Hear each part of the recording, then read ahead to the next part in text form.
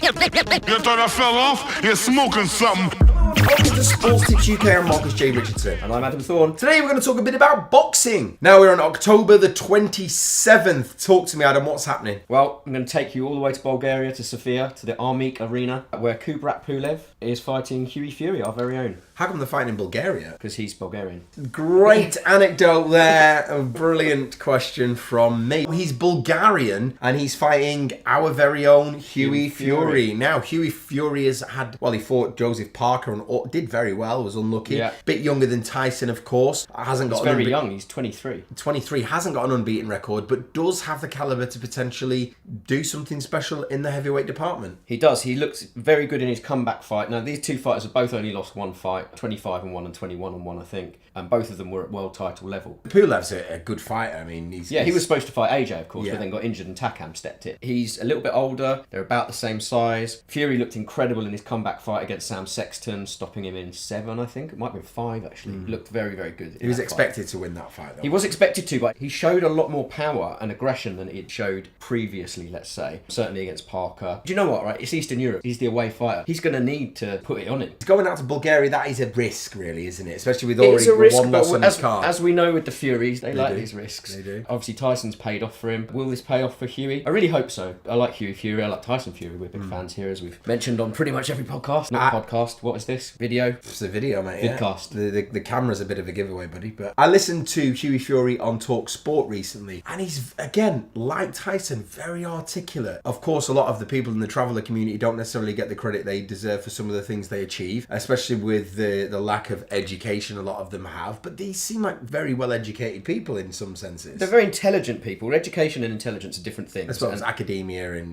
But these guys, look, they study the sport. They study the Furies, particularly, not going into wider travel. Well, actually, the wider travel community study boxing. Look at the talent the traveller community has Billy given. Joe Saunders. Billy Joe Saunders. So tell me then, who do you think's going to win? I'm going to back Hughie in this one. I think he's younger, he's fresher. I think he improved a lot, and I hope he can carry that into the fight. And he's going to know going away, pressure's going to be on him to perform. And as you know, we've seen it with the Furies in the past. They do perform when the pressure's on them. So this is true. What Fury, his cousin against Wilder, people writing him off, but actually people wrote him off against Klitschko. So look, Fury is not at the level Tyson is at yet, but that doesn't mean he won't get there. And I just hope that this continues. It's an IBF eliminator to face it, which will be mandatory for AJ's IBF belt, assuming that he makes it. Oh, really? Arguably, Hughie Fury could fight AJ before Tyson does. Yeah. So, who else have we got fighting on the 27th? Well, I'm going to take you from Bulgaria all the way to New Orleans. New Orleans? Not a city you'd associate with fighting. Partying and fighting, maybe. But Prohibition.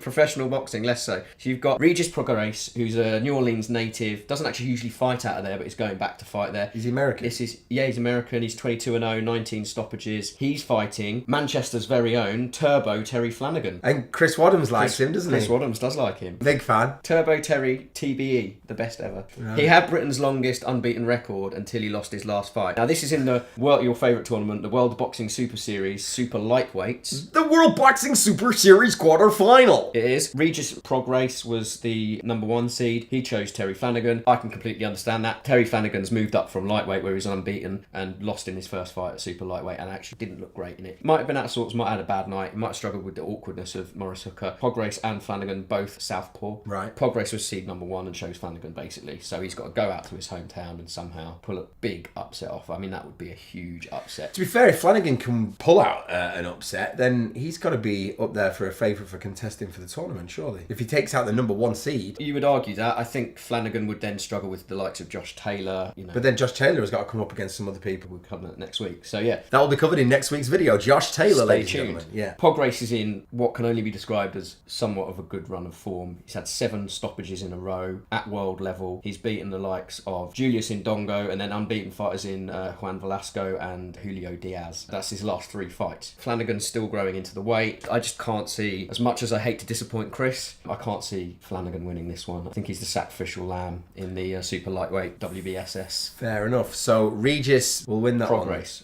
Yeah, I'm going to back Prograis. I think he'll get a points win. I don't know if he'll get another stoppage off Terry. So a points win for Prograis. So you fancy Prograis and Fury Fury, both up to win on points. Yeah. Both to win on points there. You can either look at the double... Yeah. But I mean, it's a tough one with going to Eastern Europe and getting a points win. So Hughie may have to knock him down a couple of times. But yeah, I'm going to go with points because I just, yeah. Okay. So if you do fancy them both to win outright, the odds are there as well. Anyway, thanks for watching. Don't forget to join us next week for where we cover the Josh Taylor fight. What else should we cover? Ryan Burnett, both on the same card. So. Well, there you go. Okay, thanks for watching. I'm Marcus J. Richardson. And when the fun stops, stop. Yeah, don't bet when you shit your pants. When you shit, yeah. Reference to the end of the last video. Yeah, which of course they all watched. Of course, right to the end as well. All right, thanks for watching, guys. I've been Adam Thorn as well, because I didn't say that. You thought I fell off? You're smoking something.